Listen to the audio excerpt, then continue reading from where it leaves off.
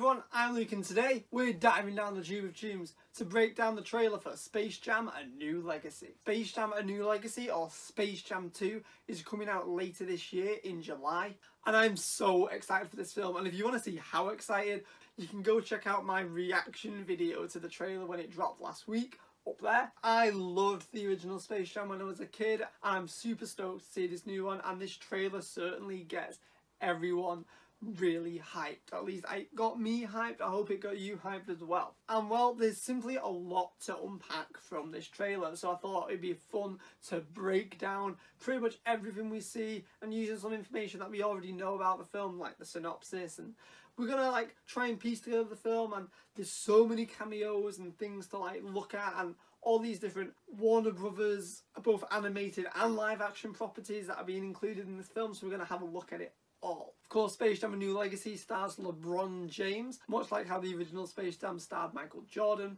and as such he'll be playing a version of himself in a similar vein to how Michael Jordan played a version of himself. He's going to live in a fictional house with a fictional family, and it's probably going to be a heightened version of himself, but it will still be him, and he'll have a somewhat similar history to what you know of him from real life. And this film has been long in the works, and Warner Bros. Have been eyeing LeBron James for this film for a very long time, and he's always been putting it off. You know, to star in a Space Jam movie, you have to be as great as Michael Jordan, and I think especially early on in his career, he was always putting it off, saying, no, I'm not anywhere near as great as Michael Jordan. Well, I think now he's finally accepted it, and he was like, yeah, you know what, this is going to be a fun thing to do, and I hope he had a lot of fun making this film, because this film does look like a lot of fun. So before we get into the trailer, I'm just going to ask you to hit that like button. It really helps out the channel and allows us to be seen by more people. And if it's your first time diving down the tube of tunes, hi! Why don't you do me a favour and hit that subscribe button and ring that notification bell to be notified the next time you can join us diving down the tube of tunes. Oh, and I think a friend wants to join us. Me. What's up, Doc? Hey, Bugs, thanks for joining. Kind of feels like I'm in Space Jam. I wish. And so we open on a shot of LeBron James's house, or at least a fictional version of his house. I don't think that's where he actually lives, and you can see he's playing basketball with his son Dom, what I presume are Dom's friend, or at least he's encouraging Dom to play basketball and go to basketball camp over the summer, I presume. But Dom doesn't seem really interested in basketball, or at least playing basketball. No, he's much more interested in video games. You see him playing a basketball video game, and specifically he wants to make video games. He wants to create them. That seems to be what he wants to do when he grows up, and it's something that LeBron doesn't really seem to understand. He sees a lot of potential in him to play basketball, and his son's just interested in video games. And we see them continue this conversation at what looks to be like a Warner Brothers building. You can see in the background there's some Looney Tunes statues. You've got Marvin the Martian and Dot from the Animaniacs, and of course the Animaniacs are these sort of Looney Tunes adjacent characters. Why are they there? Is this Warner Brothers games? Is LeBron potentially taking his son on a trip to see how video games are actually made using some of his connections? I'm not sure, but I do think it's interesting to note that the video game we see him playing a few shots earlier is a basketball game, and the court appears to be the same court we see later on in the film in the Warner Brothers Serververse, which we'll get to in a second. And so it seems likely that Dom was playing some sort of Warner Brothers basketball video game, and perhaps they've gone to visit the developers of this game. Either that, or maybe Dom himself has created this basketball game and he's the one that brings it into the Serververse later into the film. Anyway, you see them get into the lift, into the elevator, presumably to make some appointment that they have. But we see that the lift gets taken over by Al G. Al G is an AI character played by Don Cheadle, Al-G-Rhythm, or Al-G-Rhythm if it's pronounced phonetically. And he takes over the lift and he just opens it on seemingly a random floor. And Dom, who appears to be fed up with his father lecturing him, steps out of the elevator, and we hear LeBron saying it's the wrong floor. So LeBron goes after his son, and what we see is a room filled with these gigantic computer servers. I also think it's interesting that all these servers look like gaming PCs with all the light up parts. And so when LeBron's looking for his son, he finds this big sphere thing, and he enters into what is called the Serververse. That's right, another name for this film is Looney Tunes Into the Serververse. And we can see the servers do say Warner 3000, just again confirming that all this does take place in a Warner Brothers building. And we can see LeBron James falling through the serververse. And we can see that all the different Warner Brothers properties have their own world, their own planet-looking thing. We can see him fall past the Game of Thrones world, and you can see Westeros on the map.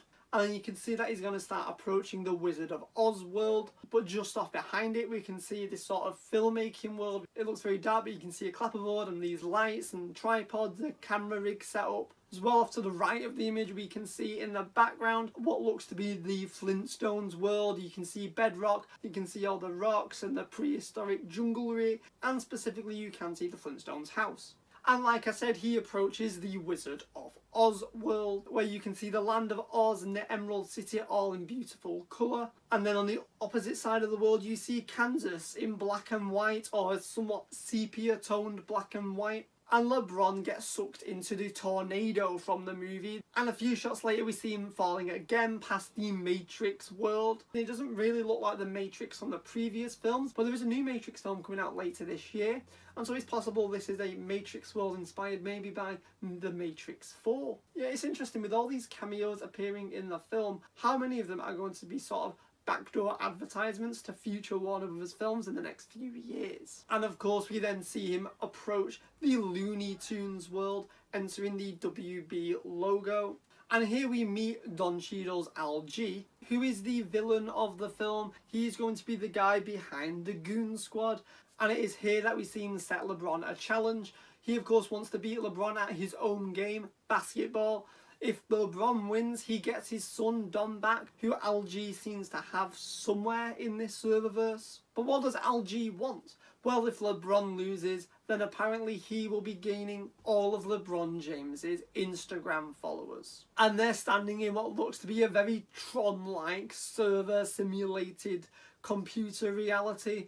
I'm getting serious Tron Legacy vibes here. And although we think of that as being like what a modern day Tron film would look like, that was over 10 years ago now, and I think we can confirm that a modern day Tron film would look something like this. And it looks like LeBron James is going to be recruiting and forming a basketball team from people across the Warner Brothers serververse. And so Al G sends into a world where he can at least make his start. And we see Al G go through a selection of different worlds available in the serververse. And this is one of those frame by frame moments where we can see all these different worlds. We see Orbit City, also known as the Jetsons world, because that is the city where they live.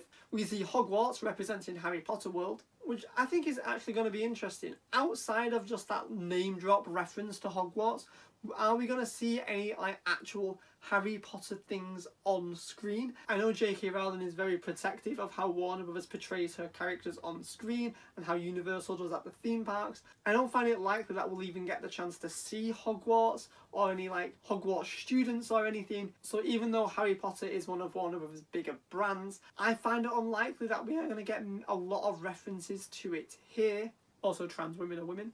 Okay, so I originally missed out Gotham, which is obviously the world of Batman and possibly Superman, more on that later, and Westeros, which is the world of Game of Thrones that we saw earlier.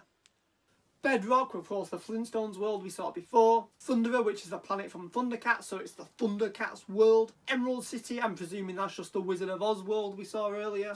And you've got Themyscira, the Wonder Woman world. And also in this list we see Neptune, Saturn, Mercury and Mars. I presume those are just the planets in our solar system. I don't know if they're referring to any specific films. Although it should be noted that Mars is where Marvin the Martian, the Looney Tunes character, comes from. And I feel like the character is going to be fairly prominent in this film. We did of course see this statue of him earlier. And later on we will be seeing what appears to be his spaceship. And we also see Albuquerque. Again, I don't know if this reference is a specific film or if it's just the city of Albuquerque. Before, of course, he finally settles on Toon World, which is where he sends LeBron James. And we see him start falling towards Toon World.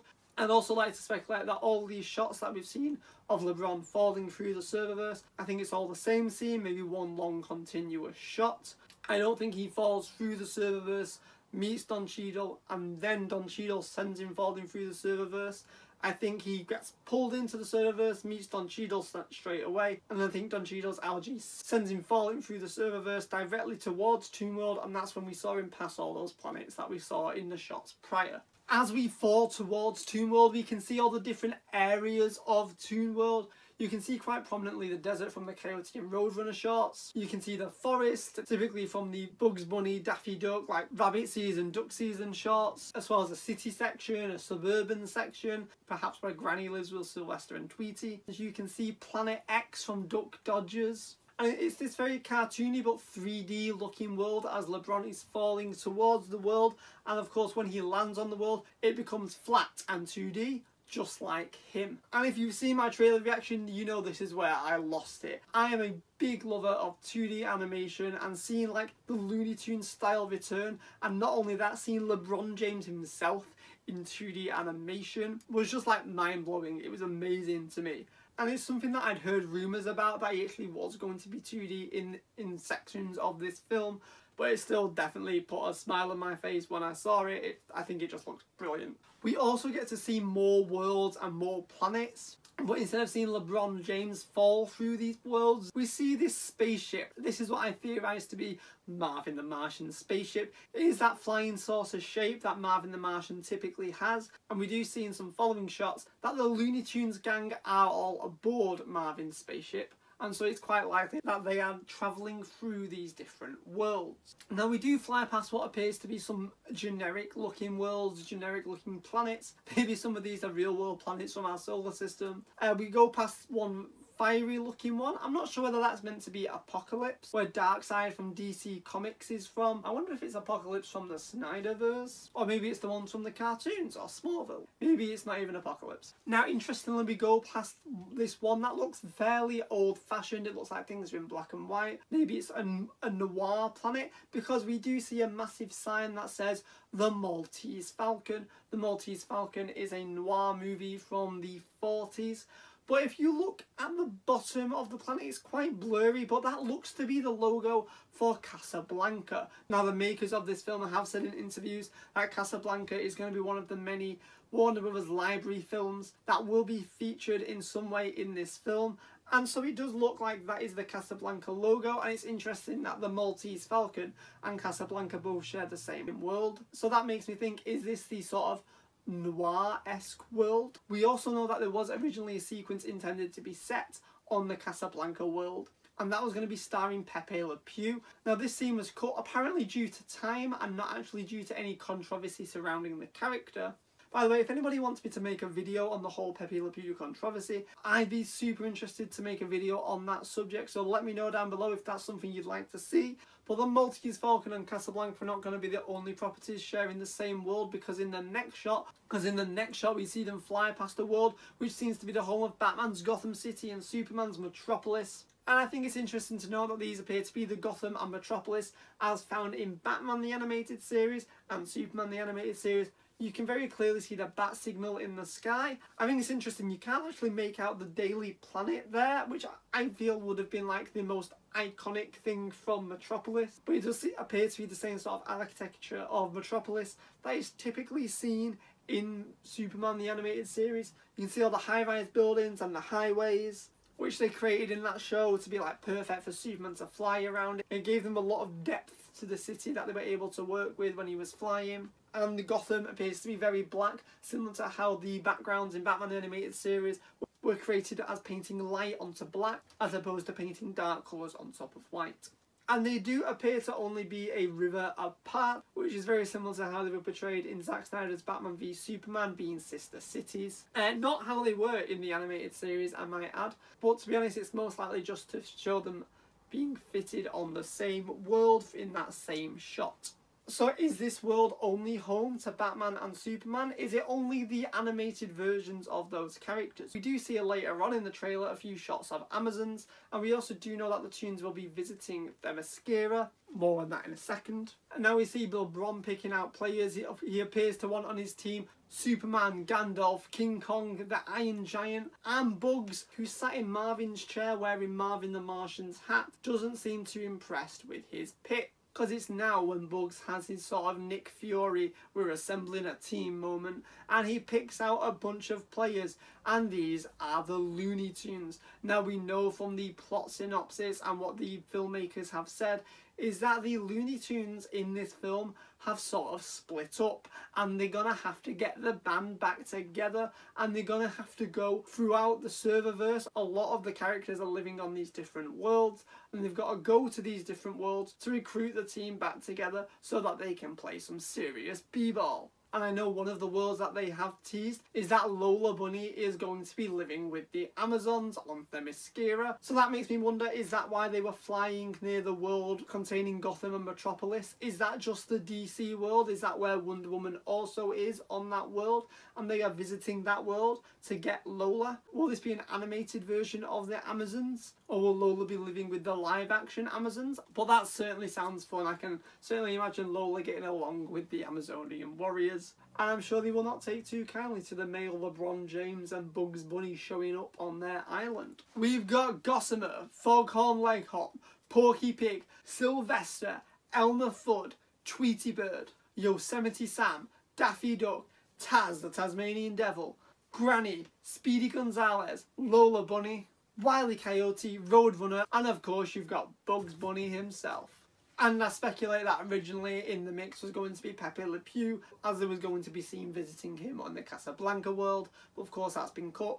And now we see the characters on this sort of amalgam world. You see all these different styles of buildings and landmarks blended together. Of course, you can see the Eiffel Tower. You can see the Evil Scientist building, which is from the Looney Tunes shorts where Gossamer was created. You can see Acme products, Duck Dodger's rocket in later shots, and of course the basketball court. Like I said earlier, this is the basketball court that was featured in Dom's video game that he was playing.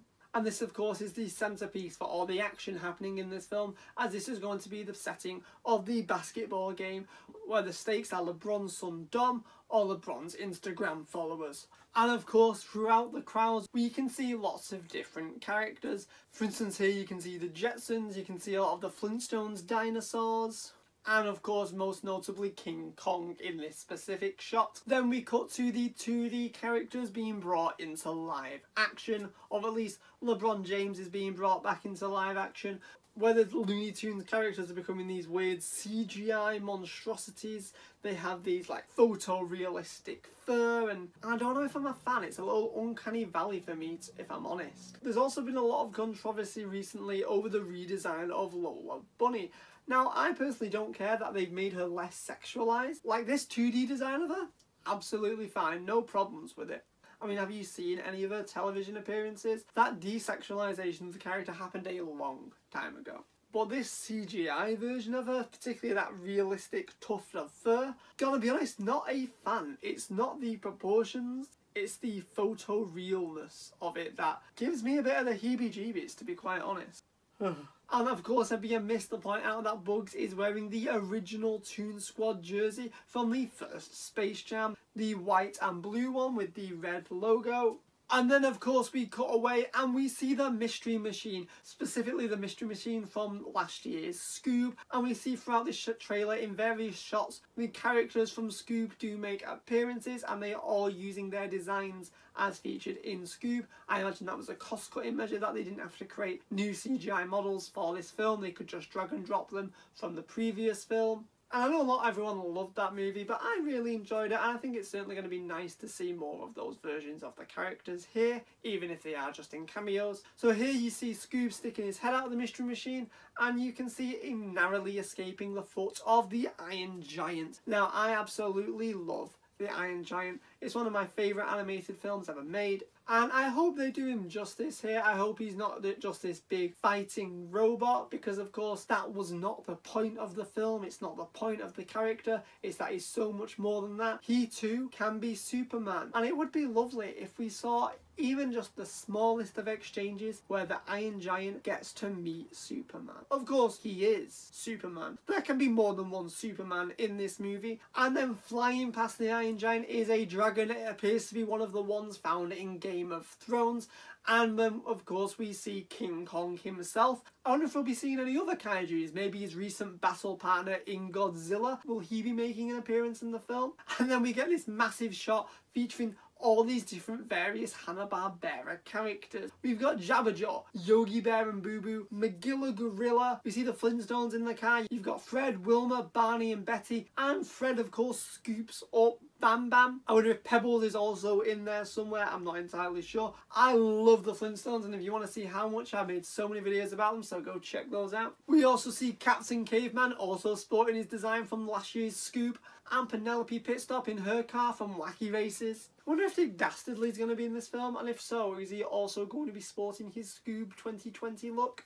And then we've got even more animated characters in this shot, not just Hanna-Barbera, because we have Cheetara herself from Thundercats, as well as various Yetis from the Warner Bros. Animated film Smallfoot that came out a few years ago, including Smallfoot himself. And in a very blink and you miss it, I think they were on screen for about 1, maybe 2 frames, the Animaniacs are also in this shot. We see some more shots from the actual crowd watching the basketball game. Standing alongside Algae Rhythm appears to be Baby Jane from Whatever Happened to Baby Jane. And we've got Agent Smith from The Matrix and what appears to be behind him Morpheus. And perhaps behind him on the other side is Jason Momoa's Khal Drogo from Game of Thrones. Of course not played by Jason Momoa. Should be noted, none of these characters are played by their original actors. They're just in makeup and costumes to look like those characters. Arnold Schwarzenegger's Mr. Freeze from 1997's Batman and Robin. I think next to him is a nun. I don't know if it's Sister Act, a Warner Brothers movie, I'm not sure. And of course Pennywise from It. And a flying monkey from The Wizard of Oz. You can see there are certainly certain iconic films that are definitely being milked for all their work in their appearances in this film. And interestingly, The Wizard of Oz isn't even a Warner Brothers film, it's an MGM film. Warner's just has the rights to it. In the next shot we can see more Warner Brothers and specifically Hanna-Barbera characters. We see Frankenstein Jr. and Buzz Conroy. We see Space Ghost watching the game. Peter Possumus in his flying boat. The man in the yellow hat from Curious George. More cameos from the Animaniacs. And the Jetsons and Scooby-Doo and the Flintstones, they're all in here. It appears that this basketball game is going to be broadcast in the real world, and people are actually going to be watching LeBron and the Toon Squad versus the Goon Squad, and you can see it's being broadcast by LGTV. Also, it should be noted, you can see the follower count because that is LeBron James's Instagram followers and that are up for grabs. Also, you can see here it says Dom Ball. Does that mean that Dom, LeBron's son, who is actually going to be on the Goon Squad in this game, does that mean he has control of the ball? But speaking of the Goon Squad, let's have a bit of a look at them because we are shown them for the first time. Now, in the original film, the rival basketball team was the Monstars. Now, the Monstars were just being original characters for the movie that were these aliens from space. Well, they actually got their powers from other NBA players. And that's what made them so good at basketball. Well, here in this film, the Goon Squad are going to actually be NBA and WNBA basketball players themselves that have been augmented with superpowers, or maybe they're just based on them. We have Anthony Davis, who is this blue-winged falcon person, and he's going to be called the Brow. We've got Damian Lillard, who is this like robot character. He's going to be called Kronos. And you can see this like sort of a clock on him. People are saying it's sort of a personification of his iconic Dame time. I don't watch basketball, I have no idea what that means, but I presume that means it's like he can slow down time and because he moves that fast and controls the ball. I don't know, sorry, I don't watch basketball, I watch cartoons. And we've got Klay Thompson, who will be called Wetfire, and he has the abilities to become both fire and water. Elemental powers in there, giving me Hydro Man, Human Torch vibes. You've got Diana Taurasi as a White Mamba, which is fitting. It's the nickname that the late great Kobe Bryant actually gave to her, and we will see her fully realised as a White Mamba in this film. And finally we see Neko Ogwumike, who is this sort of giant spider lady. We only see her on screen for half a second in this trailer, and that's probably all for the better because I tell you what, spiders creep me out. Now that is something that really does give me the heebie-jeebies, and I imagine that this is going to be nightmare fuel in this film, to be quite honest. And quite fittingly, her name is going to be Arachnecker. Also, you can see here Daffy isn't wearing a Toon Squad jersey. He's wearing this sort of suit. It's interesting, we do see some sort of posters and promotional art where Daffy is wearing the Toon Squad jersey, so perhaps he will wear it later in the film, I don't know. But perhaps in the film itself, he isn't going to be on the Toon Squad, he's not playing the game, he's going to be like the manager or the coach of the team. I also saw someone point out Wile E. Coyote's jersey number is number 13 because he's so unlucky. And in the next few shots in the background, we can see two different versions of the Penguin, two different versions of the Joker, and two different versions of Catwoman. And it appears that in all three cases, that they are versions from the 1960s Batman TV show and the 80s, 90s Batman live action films. I love the 60s Batman show and the 80s, 90s Batman movies, so I'm happy to see those versions of the characters here. It'll be interesting to see whether or not the Joaquin Phoenix and Heath Ledger Jokers are going to make an appearance. Also, will the Jared Leto Joker be in the film? If so, I imagine he's going to be based on the Suicide Squad version of him, simply because that's such a more distinctive look compared to the Snyder Cut version. Also, I don't think the reshoots containing Jared Leto's Joker had been shot when this film was made, but it'll definitely be interesting to see if all these other versions of the characters are included as well as these that we saw in this trailer. I mean, it is a whole film, there's going to be a whole basketball sequence. I'm sure there's going to be many more cameos that are just not in this trailer. Also from the 60s Batman show, we see the Burt Ward Robin. Will we see the Chris O'Donnell Robin from the 90s films? You can also see Jim Carrey's The Mask. You can see Blue Falcon and Dynamite also rocking their Scoob designs. You can also see White Walkers from Game of Thrones. You can see the gang from Clockwork Orange, people from Mad Max Fury Road, and you see some Amazons. There's so many different references to all these different films, as well as what looks to be some more generic characters. A lot of cowboys. I don't think they're from any specific western, more just westerns as a whole. Now this looks to be LeBron James' wife, again not his real wife, his movie wife. You can see her giving him like a bit of a pep talk here, and then we see her and the older son, Dom's older brother, in the audience watching the game, and that shot looks absolutely tubular. I cannot wait to see that. It looks like there's going to be some awesome trick shots in this film. We also see LeBron James getting injured and Tweety birds are flying around his head, and Tweety even makes a reference that this is familiar. Also, we see in this shot, Lola Bunny is stretching out her arms in celebration in a very similar vein to how NBA basketball player Dwayne Wade throws out his arms in celebration. Look, I know some people are a little cynical that it just feels like Warner Brothers just keep throwing every property they have into all the different films. You know, they did it with the Lego Movie, they did it with Ready Player One, and now they're doing it here.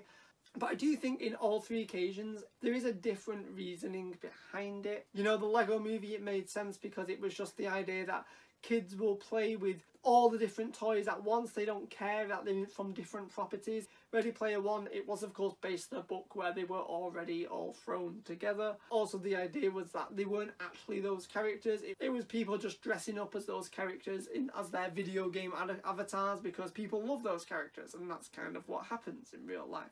And here, you know, look, Space Jam, I love the movie. Let's be real though, it's not sacred ground, it's not cinema.